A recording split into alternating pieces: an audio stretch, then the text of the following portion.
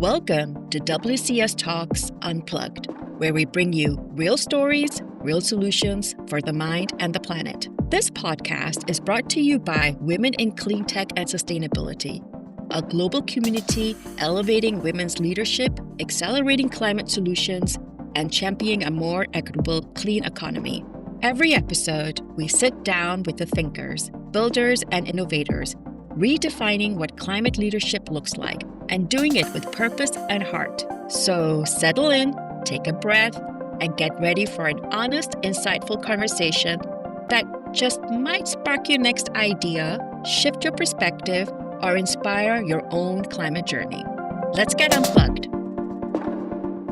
There's been a lot of conversation recently about whether women are less ambitious, especially in the context of the McKinsey Women in Workplace report, which points to an emerging ambition gap. But I've been sitting with a different question. Do our workplaces recognize ambition when it doesn't look the way we expect? I'm Sadia Raveendran, founding head of GTM at Hammerhead and WCS board member and co-chair of the Career Development Committee. I'm especially excited about this conversation because our guest is my friend and all-round badass. Can I say that? Leader in clean energy. Veronica Barner and I came up through the GE Renewable Energy Leadership Program. And from the very beginning, she stood out to me as someone who was deeply purpose-driven, a fantastic teammate and collaborator, and has unbridled ambition. Veronica is now a product executive at GE Vernova. And today I want to talk with her about what ambition has looked like across her journey, how it has changed, how it has stayed the same, and why she never stopped at the glass ceiling or fell off the glass cliff, especially directed towards leaders who happen to be women. Hi, Veronica. Hey, Sadia. Thanks so much for the amazing, kind introduction. It really means a lot coming from you. You know, you've seen me at my best, you've seen me at my worst, and somehow you've always believed in me. So thanks so much for the introduction. You know, I feel like you and I grew up together at GE, and man, from day one, I remember thinking, this woman, wow, what a force to be reckoned with. But you've always had this like incredible, rare combination of just, you know, being super smart, very analytical, but also just having deep empathy for people, you know, and just this like stubborn belief that our industry could be more inclusive, be more human. So honestly, to be here with you talking about ambition, you know, especially women's ambition in clean energy and sustainability is a great honor. And I think, you know, for us, this conversation is not theoretical. No. We've lived the late nights. We've done the stretch roles, the relocations, you know, the glass ceilings and sometimes the glass cliffs. And we're still here. We're still ambitious and maybe just a little wiser on where we aim that ambition. And, you know, what we're willing to sacrifice for it. Thanks for the opportunity. Thank you, Veronica. I feel a deep sense of kinship with you, given how we relate on the topic of ambitions. I want to go back a bit.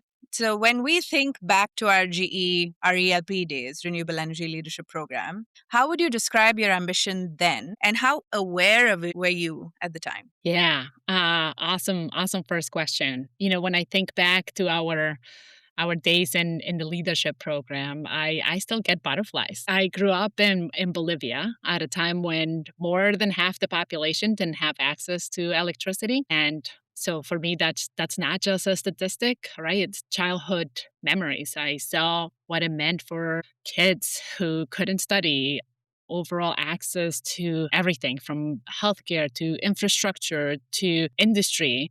Families whose opportunities were so limited even before they had a chance to dream, honestly. So walking onto the GE campus in Schenectady, New York, the birthplace of modern electric grid, that was surreal. I remember feeling this mix of just awe of where I was, and this immense responsibility, like, man, how did I get here? And what am I going to do with this and all of this, just all at the same time? But if you had asked me back then, I don't think I would have called it ambition. The word ambition just sounded very individual, very, you know, me, Yeah. title, salary, status. What I felt was more of a mission, right? This burning desire to bring reliable, clean energy to every corner of the world. But sitting here with you today and looking back at those days, that was totally ambition. That was 100% ambition.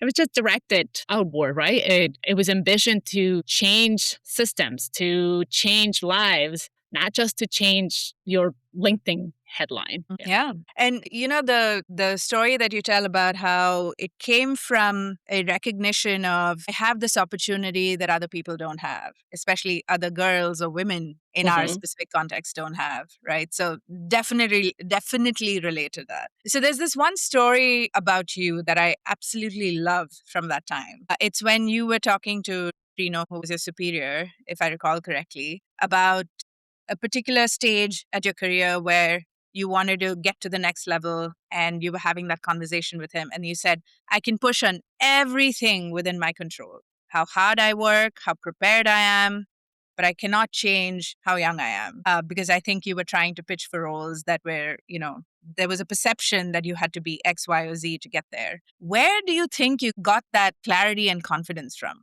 especially that early in your career? And you have an amazing memory, but you're asking like where that clarity, where that confidence came from. And I think my mindset really came in that instance and in many instances directly from my parents. My mom was an entrepreneur in Bolivia when I was growing up. So she was running a small business, honestly, in an environment that was just not set up to make things easy for business owners. And I watched her work day and night for so many years, navigating uncertainty and doing it with so much grit. And she used to say, there are things that we control and there's things that we don't control. I can't control what my competitors do or how policies change, but I can control how much effort and how much creativity I put into the business. And that will never be the reason we fail. And that lesson just sort of got wired into me very early on, right? Name what you can control, be aware of that, and then double down on the things that you can control. So as a young professional, especially when we were in the leadership program, I really felt that mix of being super hungry, reaching out for more responsibility, but also sensing that my age and yes, probably my gender and my background made some people hesitate to give me those big assignments. And Rich was the sponsor of the program. Yeah. So he had a say on, what assignments came our way. So I would go to him not to complain, but to say, listen, here's everything I'm doing to be ready, right? What am I missing? What are my blind spots? And how do I make it impossible to overlook me, and get past the age and get past the gender and get past everything. He ended up becoming a super important mentor and sponsor for me. He ended up giving me my first off-program role. And he just had this amazing way of just pushing me one step further than I thought I could even go. He always made it clear, he was on my side. I really miss him. Yeah. But I think he taught me this, combination of humility and conviction, right? Really being willing to learn, being willing to work hard, but also refusing to shrink. And that's something that I still try to practice today and, encourage others to do as well. Yeah. The importance of those early mentors in your life, right? For anyone who's successful, whether they happen to be men, women, it doesn't matter, and how they shape your journey, right? There is something really powerful about how someone sees you and sees the best of you and sees what you could become and really nurtures it. For sure. And I know that you and I have shared some of the same mentors and sponsors, right? Some women, Lauren, but a lot of men. I know. Some women, a lot of men as well. So we've gotten lucky in some way. In other ways, you gotta develop those relationships and know who you can lean in for those types of insights and challenges. Yeah, absolutely. So let's get to the middle part, right? Maybe it was a messy middle, maybe it wasn't. As your career progressed and your scope expanded, how did your ambition evolve? Can you share an anecdote that reflects that evolution? Because I think this was also the time when there was a fork in a road and we went on our own different journeys. So this bit I'm not as familiar with. Yeah, happy to share how that's changed and evolved. I don't think my ambition softened. It actually grew. and it changed shape. Early on, as I mentioned, my ambition was almost entirely about this global purpose, energy access, decarbonization, real impact at scale. And then my daughter was born, and suddenly my ambition became more personal and I would say even multi-layered. I remember coming back to work after my maternity leave and just feeling different. I still cared deeply about bringing clean energy to communities around the world, but I also felt a big responsibility to pave the way, for her. I want her to grow up seeing her mom in rooms where decisions are made, right? Not just executing someone else's decisions. I want her to internalize that it is normal for women to lead, to negotiate, to set strategy, to say no, right? And to build and own a career that is fulfilling. So I think my ambition really evolved from I want to help shape the energy system to, I really want to, transform the energy system and the leadership model inside it. I want both. I want impact on the world and an example at home with my family, with my kids that says, you don't have to choose between being deeply caring, but also being deeply ambitious. So, speaking of your children, and that's another sort of inflection point in your life and the implications in that career. It's so much of what you're saying resonates with me. But do your kids understand how big of a deal you are? Like, do they have they processed that in some way? It's funny because as they're getting older, my daughter is 9 years old now, and my son is 6. I would say for a long time they weren't interested so much. They know mom goes away in the morning, comes back at night, sometimes has to travel. As they're getting older, they are asking a lot more questions about what I do and why do I have to work so hard and why do I have to travel. It's funny because just yesterday, we were having a conversation. I'm gearing up for a trip, and they're asking, why do I have to travel so much, right? Why do I choose to travel so much? And I used to say like, oh, mommy has to do this for work. And I changed the tune just last night and I said, I choose to travel, not feeling a victim, but really, hey, it's my decision. And it's a tough decision because it means I'm away from you. But I choose to travel to, this week because it makes me better at X, Y, and Z, project that I'm working on. And, it's my goal to be better at this, and that, right? And it was super interesting because it changed it. I didn't do it on purpose. I just felt like now they're a little older and they can understand that this is a conscious decision that I'm making in order to get to a certain objective. And, it spur a whole bunch of other questions that were awesome. But I'm trying to now introduce them a little bit more to this concept of ambition and, working for what you want and not apologizing for what you want, but really working for what you want and, taking all of that input into consideration. Yeah, that's what bosses do.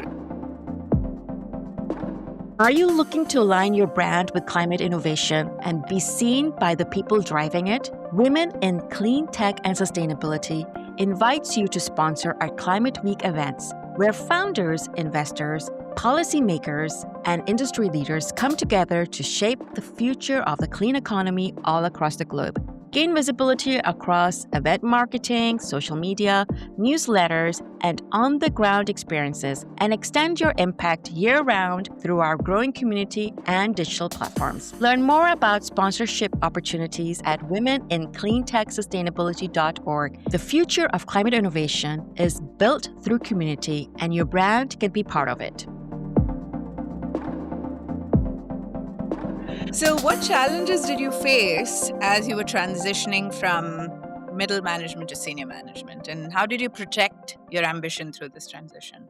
That's an awesome question. When I think back to that transition, sort of middle management to a more senior role, there are a couple things. So some challenges didn't go away that surprised me. I thought they would, right? Some challenges stayed the same.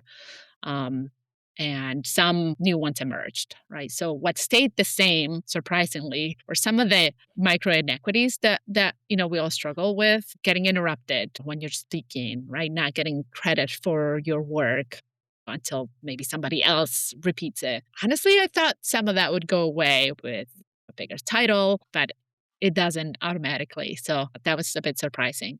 And then new things emerged. I feel like when you're in a little more in the trenches, middle management, you're very close to the technical details of the work and you're closer to the team. You can almost like prove your value through doing things. As you move up, the job becomes a lot less tangible. It's about vision. It's about, making trade-offs or making decisions with like incomplete information. So you're in these senior forums and not necessarily have any more context or have any more control, but you're expected to, very quickly make a decision or have a point of view. And it feels like there's a lot less room sometimes to fail or to learn. And it can feel lonelier, right? It's you have fewer peers, fewer people that you can be super radically honest with, fewer people that see the full picture of what you're carrying. So I think that those are new challenges that have emerged that I'm still working through. And then you ask how do we protect ambition through that transition? So I can talk a few things that helped me. One would be I prioritize building a strong team that is also ambitious, right? And has your back. Sometimes you may get lucky and you inherit a high performing team. And other times you need to just build it for yourself, right? I've experienced more of the latter. I know you're going through that process now with the work that you're doing, right? And working with an awesome team that has your back. But I spent a disproportionate amount of time really looking for the right people, super picky on who I hire and who I keep. I have very high expectations that, I'm not willing to compromise. And I feel like once you get to a truly, truly high performing team, and I know you can relate to me because we just had this conversation last week, but once you feel like you're in that high performing team, there's just no limit of what you can accomplish, right? It's so worth it. It's so worth it. And just that energy, you just feed off of each other, So having people that are supportive, that are ambitious, that are smart, that complement each other's skills, that hold each other accountable, people that are committed to shaping a winning culture, integrity, innovation. It's to me that's been a big, big part. And then the other thing I'll highlight is also just like building or continuing to nurture your circle of friends or mentors and sponsors. People like you who I can call and say, maybe this feels off. Is it me? Is it the system? What should I do? So that helps me from like internalizing every challenge that comes my way, making it feel like it's a personal flaw. So those are two things I can highlight. So it strikes me that you're not only protecting your ambition, but you're protecting the ambition of people on your team, which is incredible. Because like we said, right, those early mentors who shaped our own journeys, you are that person for people on your team and probably even a larger circle, creating those spaces where people feel seen and people feel like they can be the best that they possibly can. And I've seen you actually do this for people at different stages, right? I remember you were involved and led a lot of the GE Vernova Kidwind efforts, which was about nurturing STEM and the STEM curriculum and students' interest in STEM, girls' interest in STEM, and just that early age in nurturing that and then making them believe that this is something that they could pursue all the way up to probably now mid-career folks who look up to you and say, okay, this is who I want to be like. I strive to be that, but thank you. See, this is me complimenting you and you like not knowing how to. I mean, like it's coming from you, but you were right there with me doing all the Kidwin stuff. This was a shared dream. So thanks for giving me the credit, but it was definitely not just me.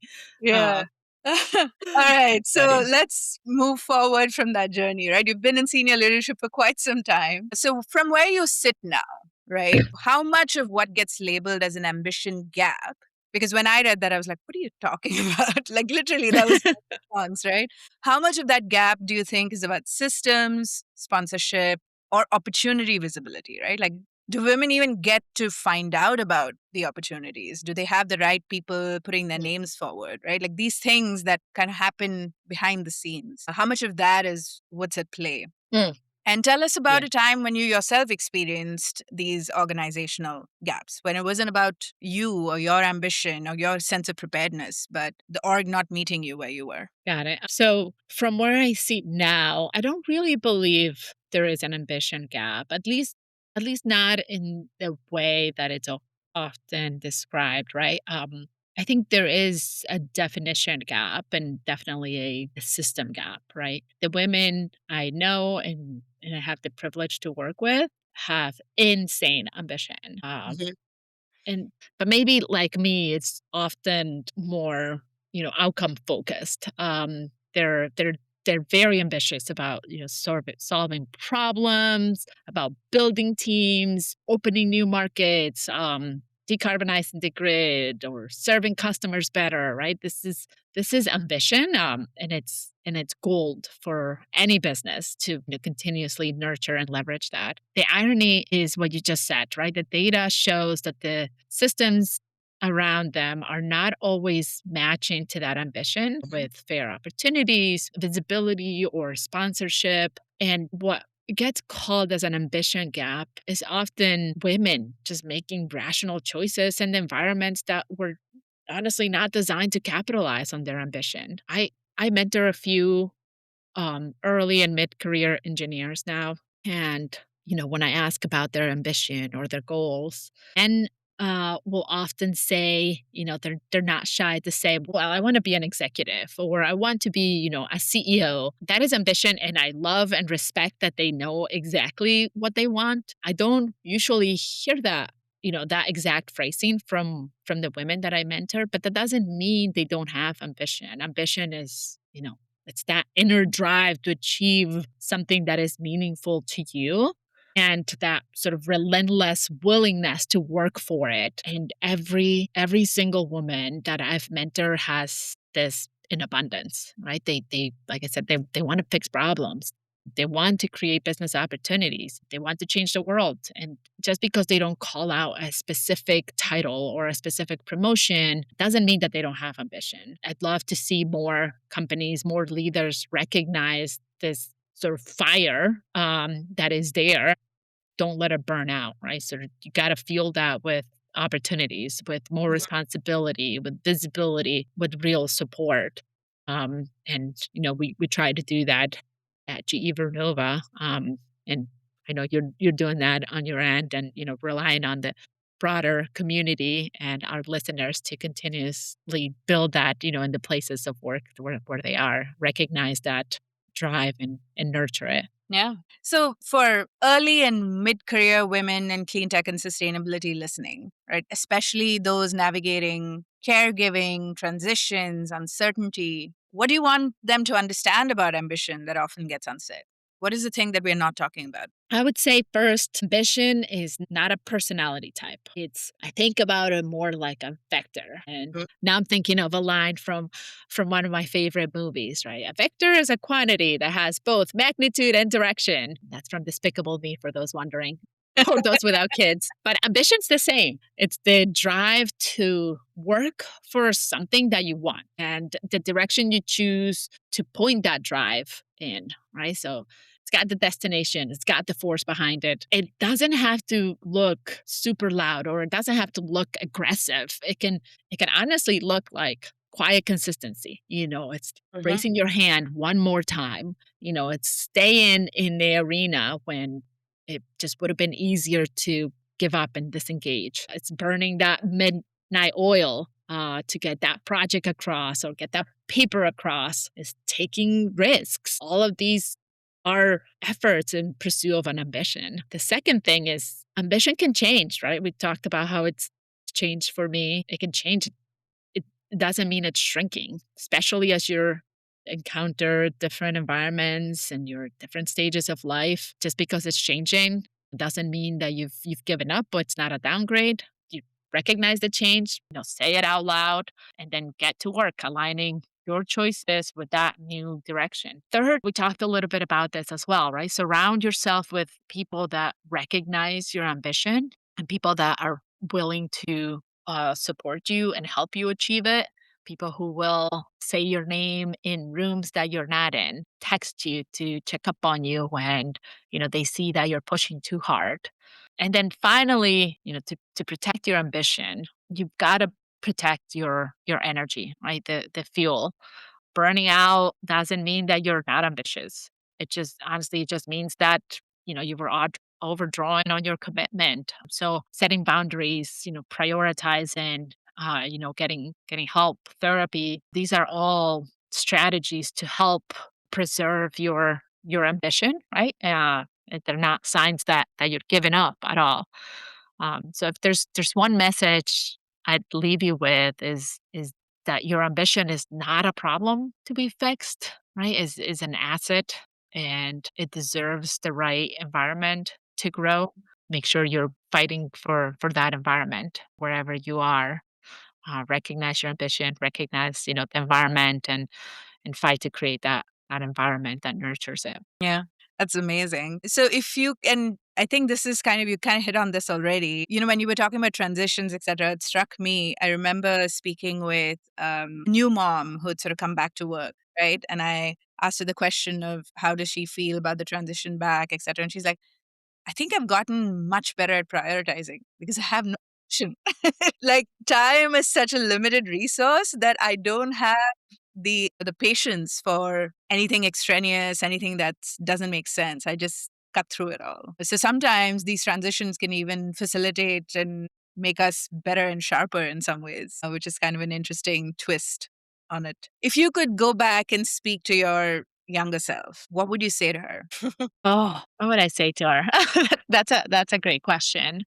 I don't know that I would say anything differently. I've made a lot of mistakes along the way, but I've learned the person that I am today really is a result of the mistakes and the risks that I took. I value those, and I think it's worth, every time I fell, it's just you just get up and you get up stronger, you learn from it. So I don't know that I would do anything differently. I'm so incredibly grateful for every opportunity that I've been given, every person that I've met, good and bad. I don't think I'd change that. And it's a great question, and it caught me a little bit off guard. You'll you'll be able to see. I don't think back as much, right? Like I try to always think forward, and something I tell my team and I tell my kids too, like, play it forward. Whatever happened, happened. Like, don't spend any time or any energy thinking about, what you could have done differently, or just play it forward, right? You've got the cards that you've got on your hand now, and play with what you've got. Well, thank you so much, Veronica. What I take away from this conversation is that ambition doesn't shrink. It evolves. It becomes clearer, more intentional, and more powerful. Thank you so much for modeling a version of ambition that's confident, purposeful, and unapologetically human. Sadia, it's been an awesome pleasure talking with you, and thanks again for the opportunity to share my story. Yeah, likewise. Thank you. Thanks so much. That's it for today's episode of WCS Talks Unplugged, where we share real stories, real solutions for the mind and the planet. A huge thank you to our guest for joining us and for the work she is doing to move the clean economy forward. And thank you for listening, for showing up with curiosity, hope, and a desire to make a difference. If you enjoyed this conversation, be sure to subscribe, leave a review, and share this episode with someone in your network who cares about climate, justice, innovation, or building a more sustainable world. This podcast is brought to you by Women in Clean Tech and Sustainability, a global community supporting the next generation of climate leaders. To learn more, become a member, or get involved, visit womenincleantechsustainability.org. Until next time, this is WCS Talks Unplugged. Stay inspired, stay engaged, and as always, stay unplugged.